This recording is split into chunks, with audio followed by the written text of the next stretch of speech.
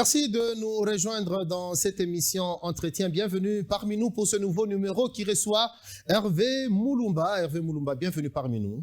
Merci beaucoup. Je tiens tout de suite à signaler que Hervé Moulumba est ici pour que nous parlions d'actualité.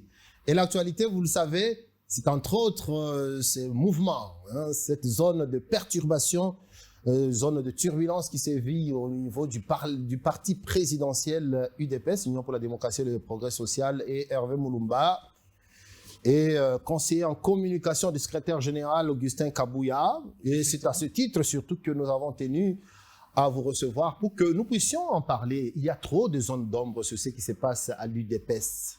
Trop d'agitation au sein du parti présidentiel. Pourquoi?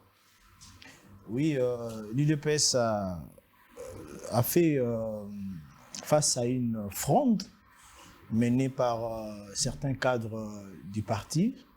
Mais à l'heure où je vous parle, je peux affirmer, sans peur d'être contredit, que la page de la crise politique à l'UDPS appartient maintenant au passé. Vous dites que ça appartient au passé, vous parlez en même temps de fronde. Et d'après ce que l'on apprend, celui qui est surtout contesté, c'est Augustin Kabouya, dont vous êtes conseiller en communication. C'est peut-être pour qu'il y ait résolution de la crise. On pensait que peut-être il fallait que Augustin Kabouya puisse partir. Malheureusement, cela n'arrivera pas parce que Augustin Kabouya, son leadership est protégé par les textes qui régissent le parti. Si je peux faire un parallélisme de forme, à l'époque, quand on était à l'opposition, nous avons fait des marches contre Kabila, Joseph, l'ancien président. Malgré tout ce qu'on a fait, nous avons attendu jusqu'à ce qu'il y ait organisation des élections pour qu'il parte. Oui. C'est de la même manière avec le secrétaire général Augustin Kabouya. Il a été installé par un congrès.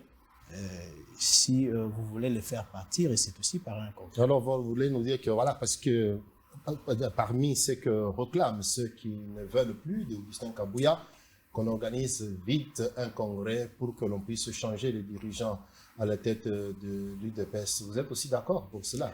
Je me demande pourquoi on changerait l'équipe dirigeante actuelle. Parce que, vous savez, autant que moi, il y a un adage qui dit on ne change pas l'équipe qui gagne. Augustin, et moi, si je peux répondre, vous avez posé la question pourquoi on changerait. Et moi, voilà. Si je peux dire, alors, on changerait peut-être parce qu'il n'y a pas cette cohésion. La cohésion au sein du parti, c'est très important, surtout pour un parti présidentiel. Non, l'UDPS a fait face à ce genre d'histoire.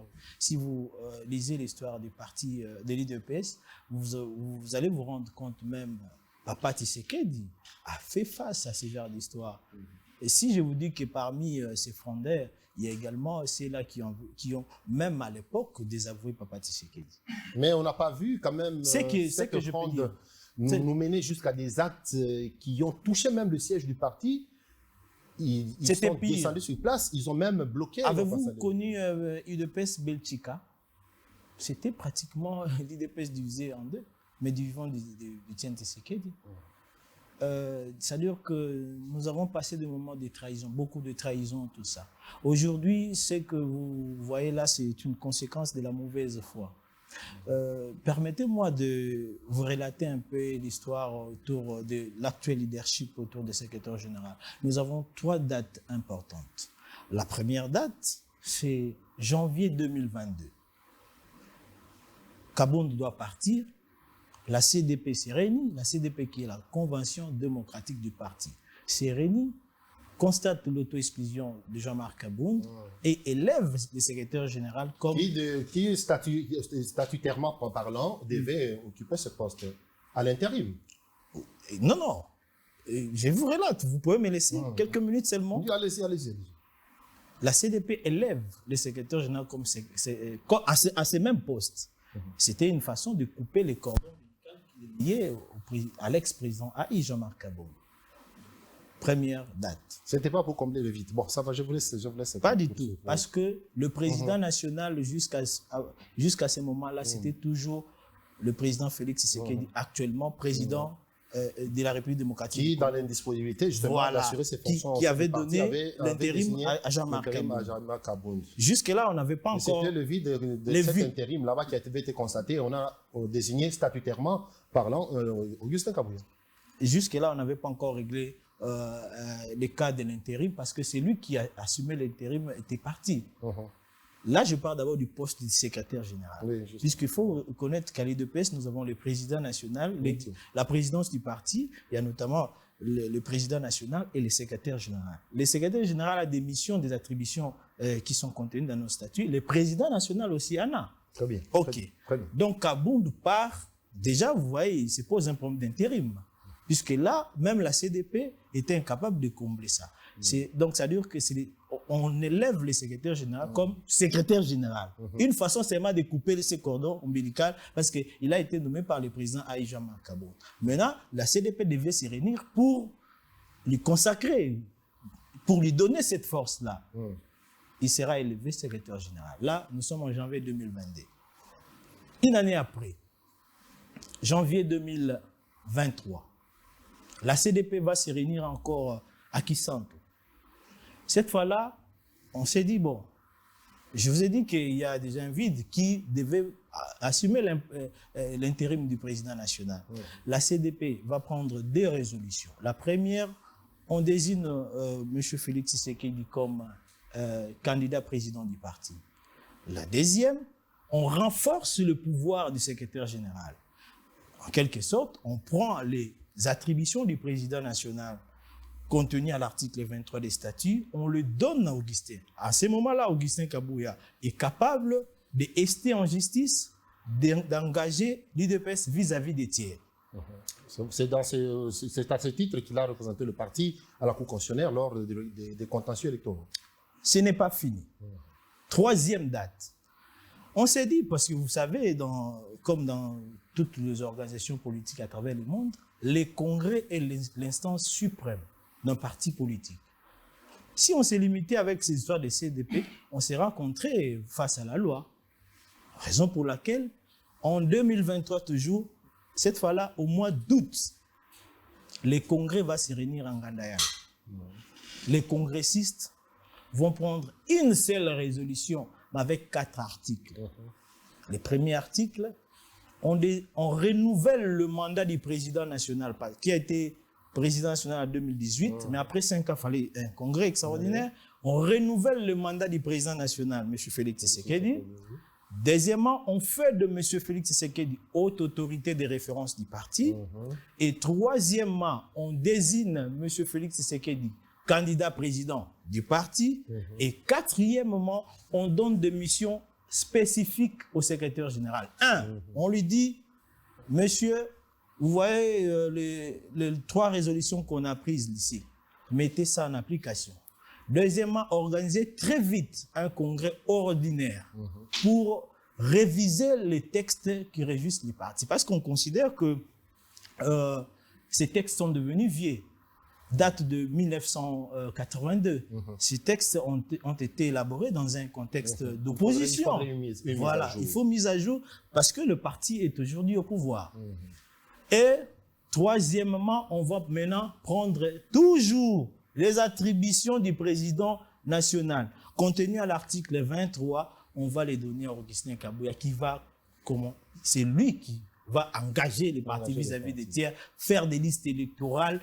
Donc, il devient le président AI.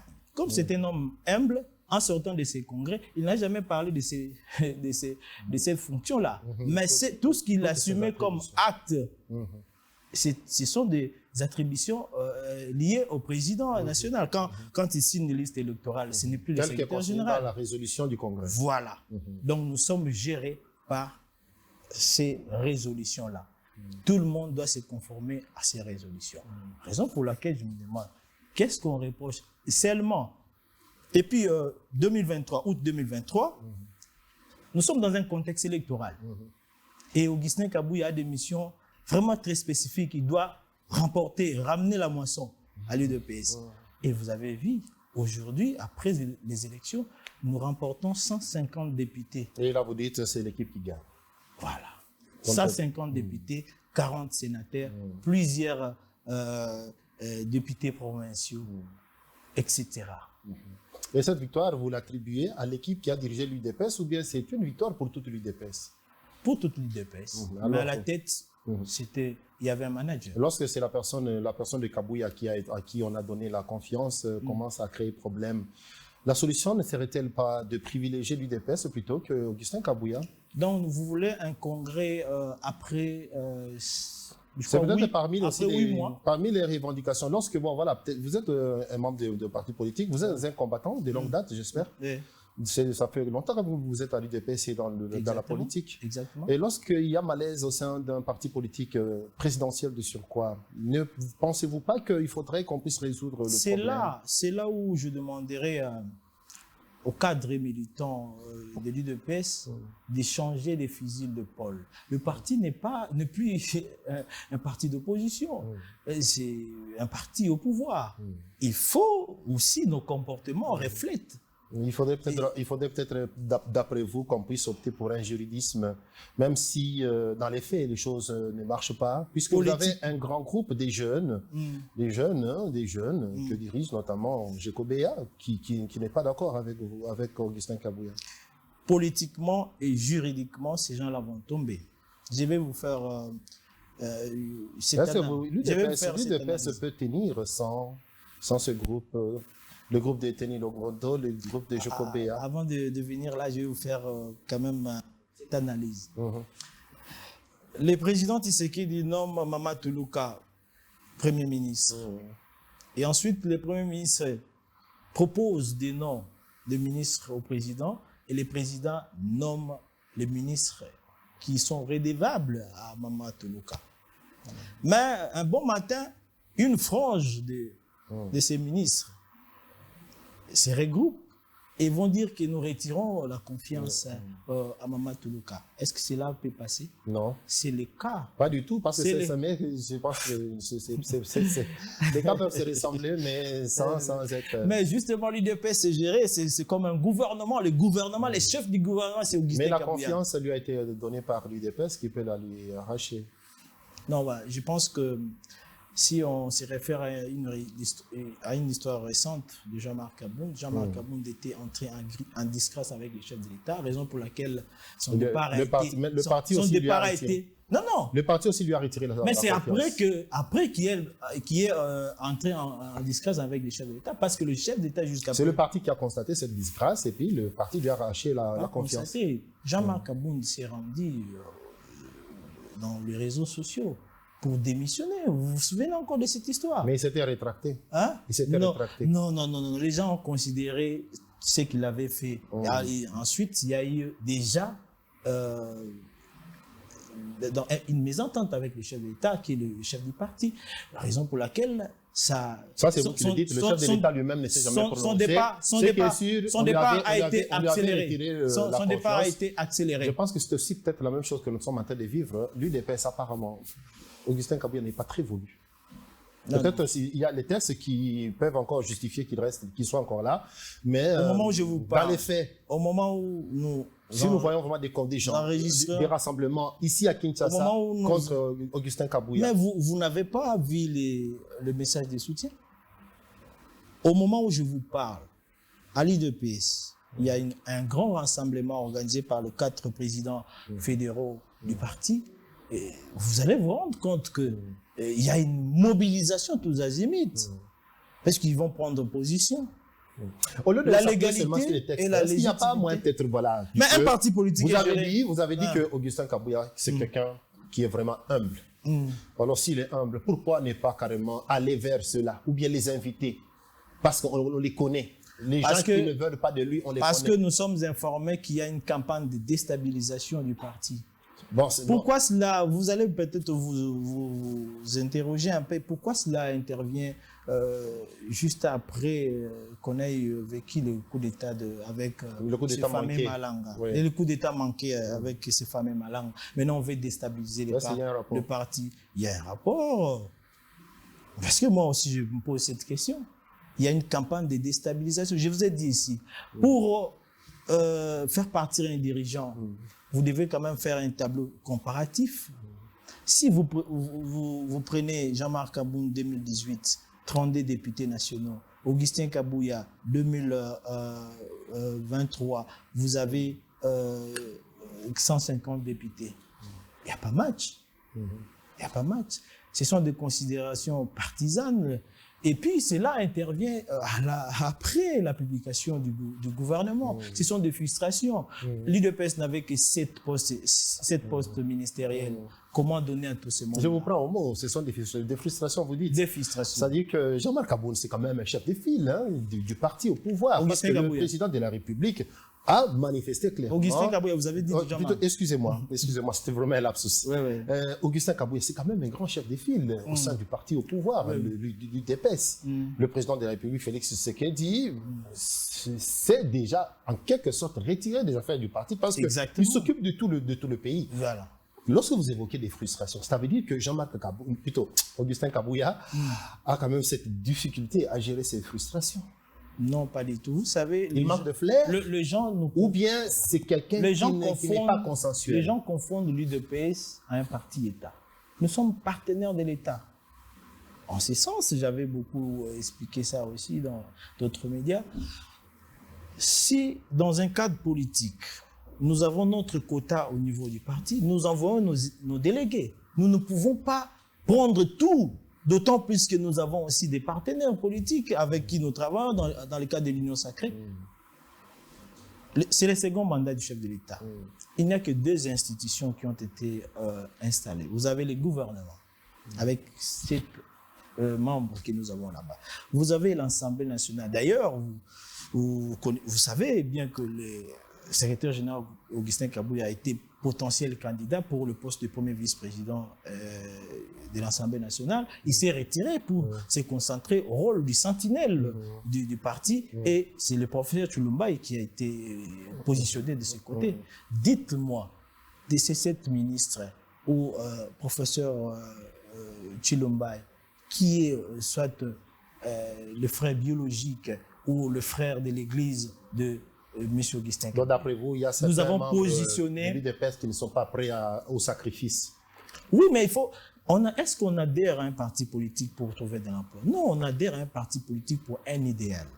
Alors, lorsqu'il y a des opportunités qui se pointent à l'horizon, on positionne le nôtre. Alors, maintenant, il revient également à ceux-là qui deviennent des ministres d'être redevables aussi au parti. Qu'ils ne montent pas au parti. Lorsque, par exemple, je sais que dans un cabinet, vous pouvez avoir 15, 30, 20 membres, mais un ministre dans son secteur peut avoir des services publics, des établissements publics, des entreprises publiques qui dépendent de son ministère, qui peuvent avoir, par exemple, 1 million d'emplois. Je donne un exemple. Bon, sur 1 million, vous pouvez prendre 200 000.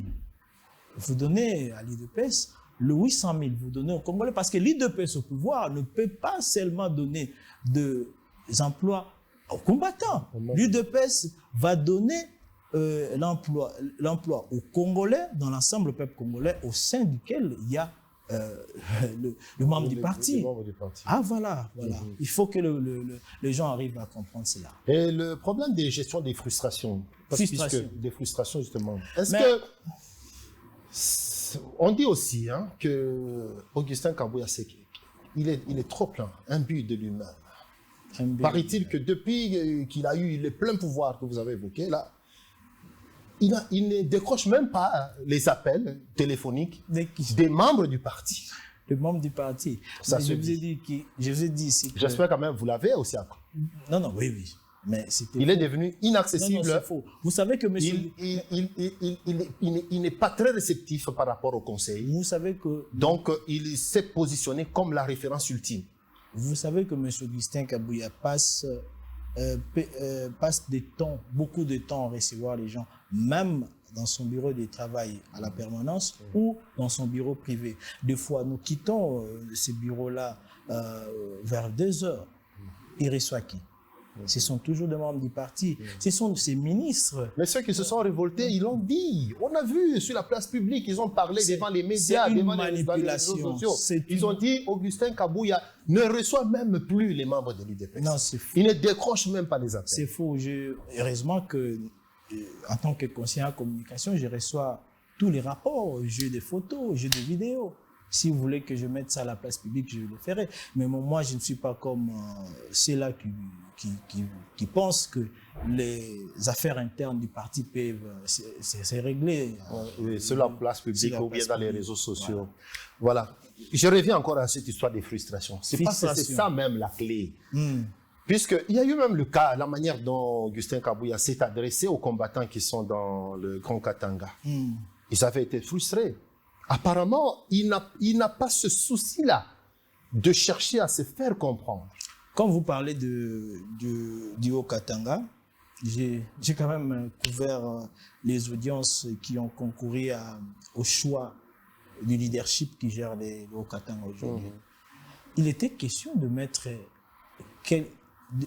un allié ou un membre du parti qui est effectivement katangais. Parce que souvent, il y a des gens qui disent que l'UDPS est un parti tribal. Or, que ce n'est pas le cas. Par exemple, le cas du Katanga, vous voulez qu'on mette non, moi, je ne suis pas à ce niveau-là. Mais je vous dis ce qui s'est passé. Son intention peut être bonne, mais la manière de parler. Parce que pour cet épisode, au Katanga, il est entré en conflit avec la base du Haut-Katanga. Aujourd'hui, Général Fantôme, je pense que et Augustin Kabouya.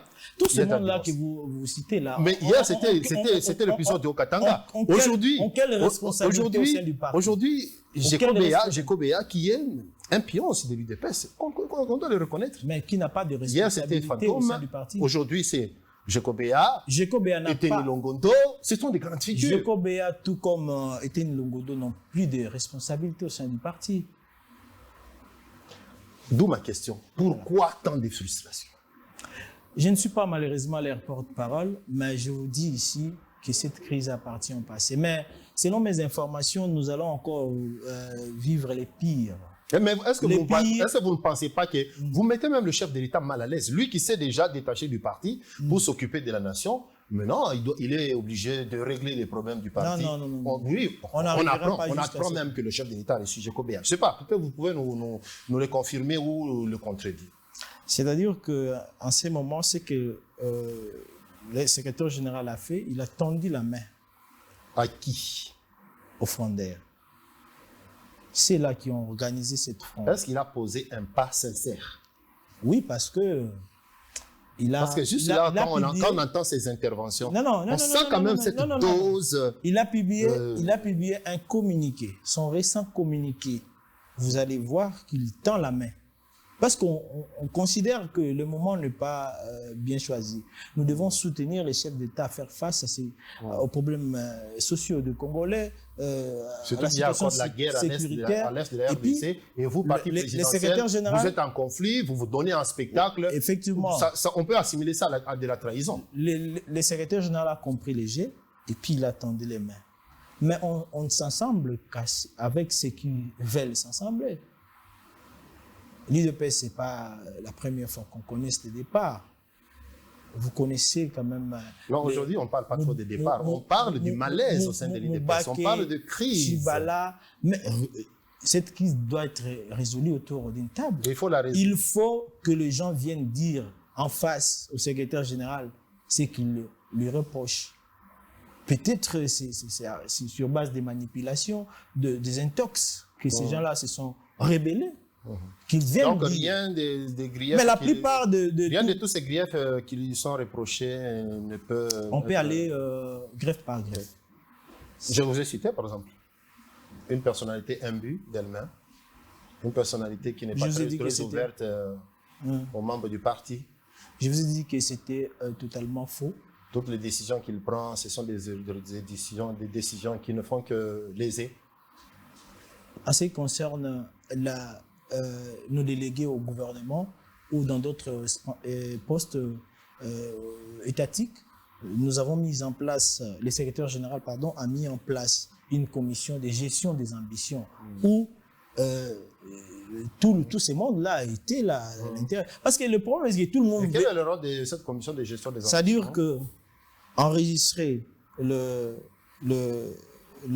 curriculum vitae de chaque membre, et voir par rapport au poste quels sont le profil, tout ça, et puis commencer progressivement. Mais on vous a posé des questions. insérer... Lorsque nous étions en train de marcher, est-ce que vous nous aviez demandé nos CV? Lorsque nous étions en train de recevoir des gaz lacrymogènes, est-ce que vous nous avez parlé des diplômes? Est-ce que c'est de cette manière vraiment qu'il faut voir C'est peut-être parce que vous communiquez mal. D'ailleurs, je suis en face de vous, qui êtes conseiller en communication d'Augustin Kabouya. C'est peut-être parce que vous communiquez mal. Raison pour laquelle j'ai répondu à votre invitation. Mais non, la communication interne. Là, nous sommes dans la communication externe. Ici, vous êtes à l'extérieur du parti et vous vous adressez à toute l'opinion. Mais la communication interne, je demande à tous ces gens-là de juger Augustin Kabouya sa gestion à partir de août 2023. Ils vont se rendre compte que au second mandat du chef de l'État, nous n'avons qu'installé des institutions. Il faut laisser ces ministres qui ont été désignés par le pouvoir discrétionnaire du chef de l'État, mais qui sont les nôtres, à faire, à nous donner ces opportunités-là au niveau des cabinets. Et puis, comme je vous l'ai dit, des services publics, il faudra encore qu'à ces niveaux-là, qu'il y ait des restructurations au niveau des services publics, des entreprises, pour qu'on désintéresse les retraités, et puis qu'il y ait des places pour caser tous ces gens-là. Oui, moi qui vous reçois aujourd'hui, je pense que je suis un peu en train de vous comprendre. Je ne suis pas membre de l'UDPS, mais je vous comprends un peu. Mais permettez-moi aussi de donner mon avis. C'est vrai, je suis journaliste, mais je ne peux pas le faire en temps normal. Je pense que vous communiquez mal. Vous, service d'Augustin Kabouya, pour votre base, vous communiquez peut-être mal. Et c'est cette incompréhension qui est surtout à la base, au regard de tout ce que vous dites ici, cette incompréhension qui est à la base de cette crise que nous vivons au sein de l'UDPS. Oui, on parle souvent des changements de mentalité. Je crois qu'il faut commencer aussi par là aussi. Parce que je me dis, quelqu'un qui vient adhérer dans un parti, on lui dit déjà, tu as mis ça là. C'est à partir de ça. Vous, conseiller en communication, est-ce que vous censurez quand même les discours que Augustin Kabouya prononce en public? Souvent, lorsqu'il lui parle, c'est comme une bombe qu'il lance. Jusque-là, je n'ai pas vu une communication. Il y a eu des cas où ça a frustré des partenaires de l'Union sacrée. Oui, je suis journaliste, je sais de quoi je parle. Vous êtes journaliste, mais vous connaissez aussi qu'il y a, à ce jour maintenant, ça lèse sérieusement vos propres membres. Je ne partage pas cet avis, mais vous savez aussi que la communication répond aussi à des contextes. Donc, c'est par rapport au contexte. Et ces contextes, c'est par exemple nos autorités qui ne se réfèrent pas trop à leurs conseillers en communication.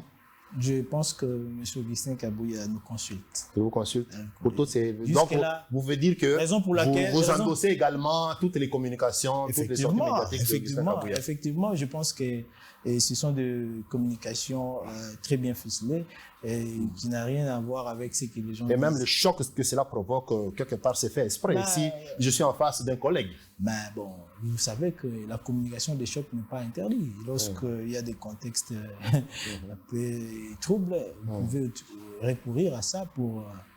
Alors, il faudrait faire gaffe à brûler la maison parce qu'à force d'envoyer le feu chez les voisins, aujourd'hui, la maison est en train de brûler.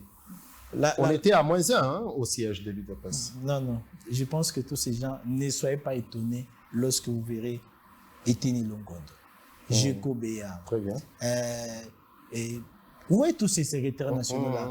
Ils les connaissent, on se connaissent. Ne soyez pas étonnés lorsque vous verrez qui sont rentrés au parti et qui sont autour du secrétaire. Et pour que cela puisse se faire, il faudrait qu'il y ait une dose d'humilité et une bonne dose de volonté de voir la cohésion régner effectivement au sein de l'UDPS. Raison pour laquelle, moi personnellement, j'ai salué l'initiative prise par les députés et sénateurs de l'UDPS qui se sont réunis et qui ont mis en place une commission des bons offices qui va rencontrer tour à tour le secrétaire général et le fondateur.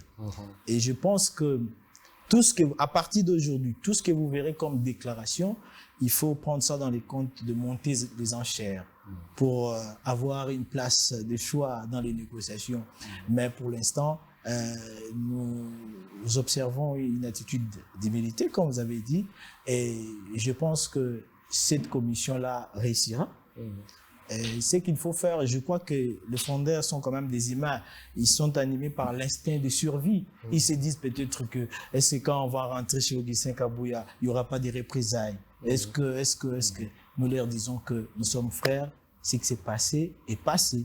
Maintenant, regardons l'avenir.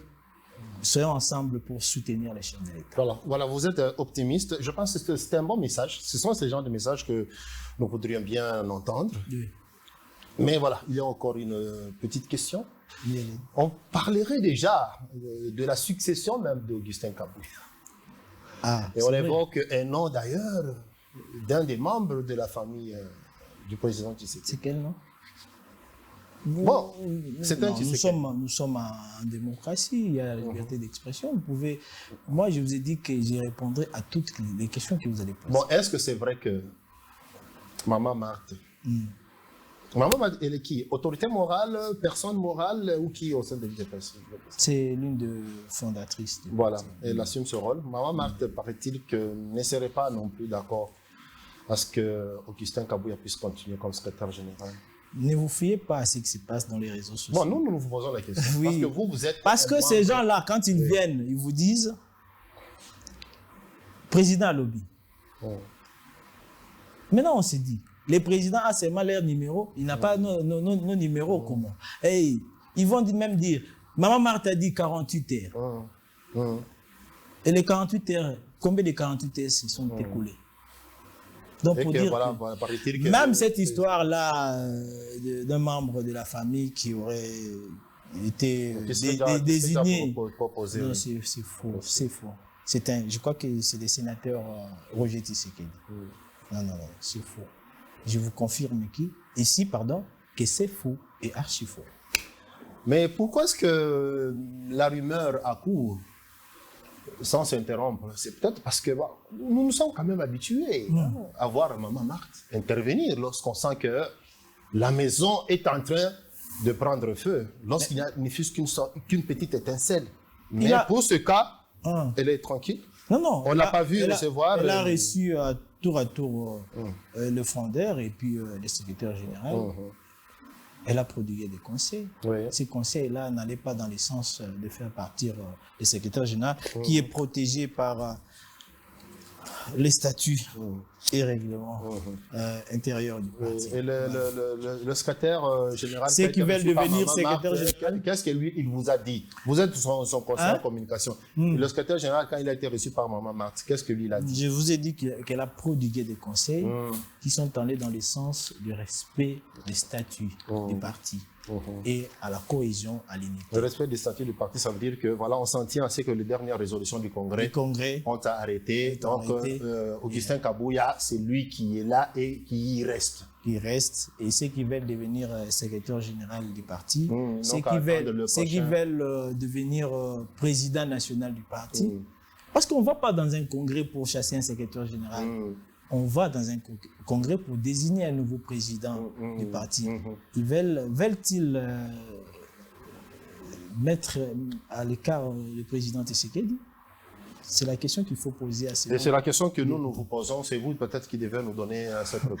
Donc, ces gens-là doivent attendre 2028, 5 ans après, comme dit nos textes, pour l'organisation du congrès. Ce sont nos frères, on les aime beaucoup. Est-il que leur rébellion a été... Leur dissidence ou leur rébellion? Vous avez frappé un peu fort. C'est chaud, hein? Voilà, bon, là c'est fort, pardon. Donc, leur fronde apparaît aujourd'hui comme un pétard mouillé. Donc, qu'ils reviennent rapidement au parti. Parce que c'est lui qui gère aujourd'hui le parti à vie, avec qui les méandres du pouvoir de l'UDPS. Il sait comment est-ce que les choses se font et présentement, je peux vous dire que la situation est maîtrisée et que très rapidement, nos frères vont entrer dans le bercail et on va organiser les partis avec eux. Hervé Mulumba, qui est conseiller en communication du secrétaire général faisant fonction du président AI de l'UDPS. Secrétaire général faisant fonction du président intérimaire de l'UDPS, qui est là encore. Bon, nous sommes très contents de vous avoir reçu, Hervé Mulumba. Merci beaucoup. J'ai beaucoup aimé votre émission, Entretien. C'est pas la dernière fois. Est-ce que j'ai été quand même à la hauteur Bon, voilà. Mais toutefois, c'est fort possible que nous puissions encore nous revoir parce qu'il y aura des réactions après cette émission. Mais j'ai quand même été à la hauteur de... C'est pas à moi de juger, c'est à l'opinion de juger. Merci beaucoup. Merci d'être passé, Hervé Mulumba. Merci beaucoup. Quant à vous, chers téléspectateurs, nous vous disons au revoir, chers auditeurs également de Digital Congo. Merci d'avoir suivi cette émission. Rendez-vous est pris pour un prochain numéro. Au revoir.